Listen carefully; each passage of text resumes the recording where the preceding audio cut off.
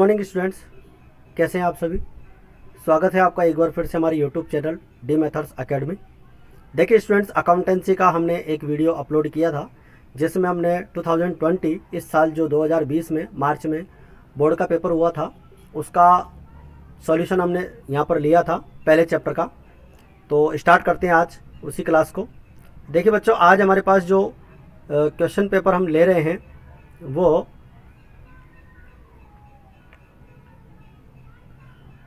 2019 पिछले साल का यहाँ पर हम पेपर ले रहे हैं। और पिछले साल जो बोर्ड के एग्ज़ाम में क्वेश्चन पूछे गए थे चैप्टर नंबर 1 से रिलेटेड, उन क्वेश्चंस की अपन बारे में बात कर रहे हैं। तो देखिए, आज हम बात कर रहे हैं क्वेश्चन नंबर 1 की। ये पहला क्वेश्चन है हमारे पास, 2019 में पूछा गया था। What is the provision for salary to the partners in the absence of partnership deed. 1 number का प्रश्न है, साझेदारी संलेख के अभाव में वेतन का क्या प्रावधान है। तो देखिए बच्चों, बहुत ही सिंपल सा प्रश्न आया है 1 नंबर का, और अपने को पता है साझेदारी संलेख के अभाव में साझेदारों को वेतन नहीं दिया जाता है। तो देखते हैं इसका आंसर क्या है। देखिए बच्चों, इसका जो राइट आंसर है वो है साझेदारी संलेख के अभाव में किसी भी साझेदार को फर्म के व्यवसाय के संचालन में भाग लेने पर कोई वेतन नहीं दिया जाएगा। तो यह है सिंपल सा रूल, साझेदारी संलेख के अभाव में किसी भी साझेदार को फर्म के व्यवसाय में संचालन में भाग लेने पर कोई वेतन नहीं दिया जाता है। तो और भी बहुत सारे नियम होते हैं इसके अंदर जो लागू होते हैं साझेदारी संलेख के अभाव में, वो सारे ही इंपॉर्टेंट है बच्चों। In the absence of partnership deed, no partner is entitled to any salary और commission for taking part in running the firm's business. तो फर्म के बिजनेस में पार्ट करने के लिए, रनिंग बिजनेस को संचालन करने के लिए कोई भी अगर काम करता है पार्टनर, तो उसको कोई सैलरी नहीं दी जाएगी। तो ये था बच्चों हमारा पहला क्वेश्चन जो एग्ज़ाम 2019 में पिछले साल पूछा गया था। हाँ, देखिए बच्चों, अपन यहाँ पर चैप्टर नंबर 1 के क्वेश्चन सॉल्व कर रहे हैं पहले, जैसा कि आपको पता ही है। तो लेते हैं 2019 का इस चैप्टर नंबर 1 का दूसरा क्वेश्चन। तो देखिए बच्चों, ये हमारे पास दूसरा क्वेश्चन है, और दूसरा क्वेश्चन जो आया था बिल्कुल बुक से आया है ये क्वेश्चन भी। मनोज और मुकेश ने 1 जनवरी 2016 को क्रमशः 20,000 रुपये की पूंजी के साथ साझेदारी फर्म शुरू की। यानी कि 2 साझेदार हैं, मनोज और मुकेश। 1 जनवरी 2016 को 2,000 रुपये की पूंजी तो लगाई है मनोज ने, और 20,000 रुपये की पूंजी लगाई है मुकेश ने। और 1 मार्च 2016 को मनोज ने 8,000 रुपये की एडिशनल कैपिटल और लगाई है। उस दिन मुकेश ने अपनी पूंजी में से 6,000 रुपये निकाले हैं। तो देखो, यहाँ पर अतिरिक्त पूंजी की बात हो गई और एक साझेदार द्वारा पूंजी निकालने की बात भी हो गई। एक नया साझेदार यहाँ पर आ रहा है, मुरली। 1 जुलाई 2016 को 30,000 रुपये की पूंजी के साथ फर्म में प्रवेश किया। यानी एक नया साझेदार फर्म में और आ रहा है बच्चों, और वो पार्टनर है मुरली। उस दिन मनोज और मुकेश ने, यानी जिस दिन मुरली ने 1 जुलाई 2016 को 30,000 की पूंजी लगाई थी, उसी दिन मनोज और मुकेश ने भी 12,000 और 10,000 की अतिरिक्त पूंजी और लगाई है बच्चों।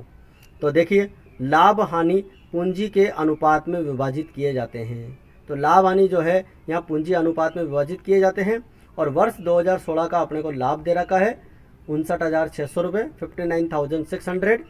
और पूरी गणना देते हुए लाभ हानि नियोजन खाता बनाना है। और यह प्रश्न 4 नंबर का अपन से पूछा गया था। तो देखिए बच्चों, ये जो चैप्टर नंबर 1 है इसमें आपसे बोर्ड के एग्ज़ाम में 2 क्वेश्चंस पूछे जाते हैं। एक क्वेश्चन 1 नंबर का होता है, लगभग थ्योरी का क्वेश्चन होता है वो, जैसा भी अपन ने देखा था।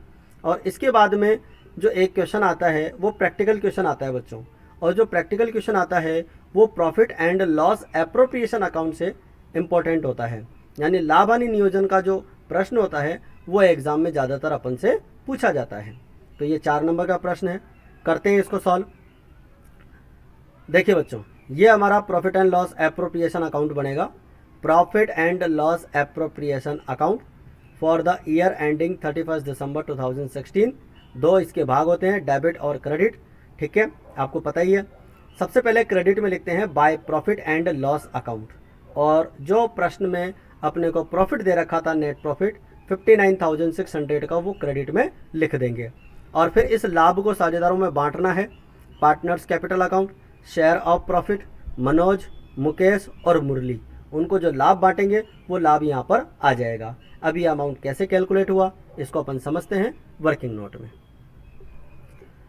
देखिए बच्चों, ये हमारे पास अगली स्लाइड्स है और इस स्लाइड में अपन देखते हैं calculation of capital ratio by product method.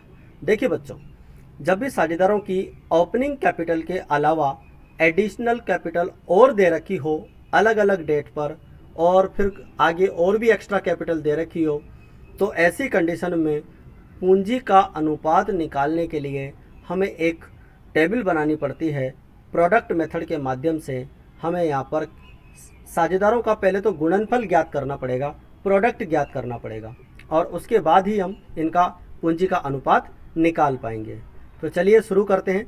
सबसे पहला कॉलम होता है अपना डेट का, और जितने पार्टनर हैं उतने कॉलम यहाँ पर बन जाएंगे अमाउंट ऑफ कैपिटल के लिए।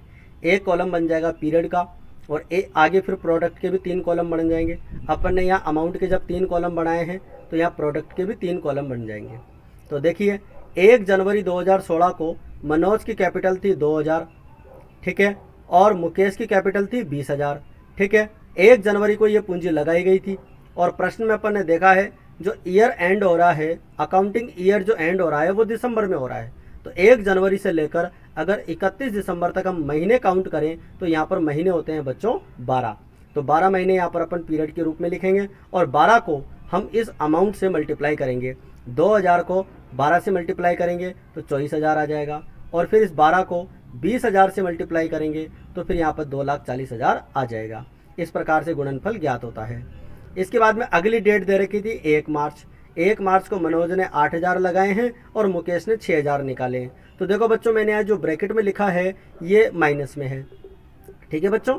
तो अब कोई भी साझेदार अगर पूंजी निकालता है उसे हम माइनस में लिखते हैं, तो यहाँ ब्रैकेट में अपन ने लिख दिया, ठीक है। अब 8,000 रुपये तो इसने लगाए और 6,000 इसने निकाले। कब? 1 मार्च को। अब 1 मार्च से अगर 31 दिसंबर तक महीने काउंट करें तो 10 महीने होते हैं, ठीक है।